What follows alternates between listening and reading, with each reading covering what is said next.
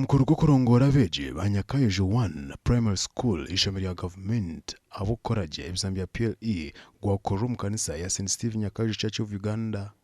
Abebembezi ba City Council yambara bajwikirwa ba Educational Inspector ba Councillors n'abandi bebembezi na munonga abishomero. Wari omwana yeyo D1 omuruzungu rero hari Nyakayojo 1 Primary School buzo wawe tuwaza kumutahi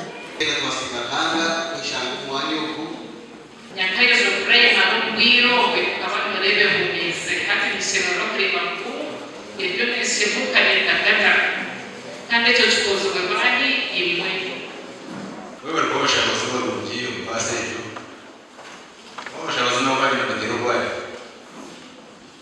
bagabaka n'uze guests. We got 7 pupils in grade 1. We got 29 pupils in grade 2 and 2 candidates in grade 3. Burumweji Abakozire yatunga ekikwata ekyaratandikiraho omuzire hati n'okuronda fees zonka.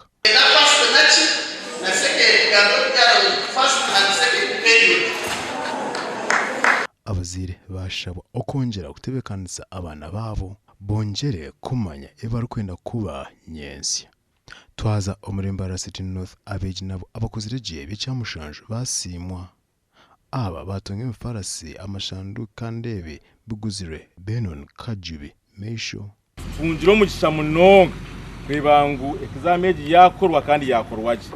Benda kusima guest of honor Mwami Kajubi abana banya bamwe mbasa kwa mwarebe batunge berabo obakora prepare program kiyizire kiyajingambire kutwashitamire hamwe narebe bonire najya ngunyiza kujihagera muhire utindu kumanya interest zemiziha baranda kwiza kwesimbananye baranda kwesimba bwa member parliament kuko kiyangambire ekitekateko cye nareba ngo nicurungi ahabwa abantu bitu benefiting ze kuba birori y'umushomu ukasigokori ukozire mishi manyatu n'ubunaku ni kigumo cyo kugira ngo kajubeno ni misho akabature nahereza abana bitu prepare akabasima abana babire bakoraje n'abaheditsana n'abazire na nabandi ati ncyakara barakugamba hoki sima Honorable Kajubi ahabwa umuhimbo ogwaine omuyobwegese ndakatonjera amani akatsapotinga kugira ngo twari ko secondary kandi nabwo tutonje teke mamani tubasinga urashimirire munonga bwo kushanga mu basize kushika abo nisima mukama kuba tumani ganje yenka nisima n'abashomesa banje shani impuraje abo kuba ubuna benyo mpise nkanta kumananye.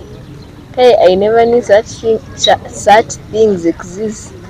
Our TV West, Ndisenyomo, Gideon na Elakiza.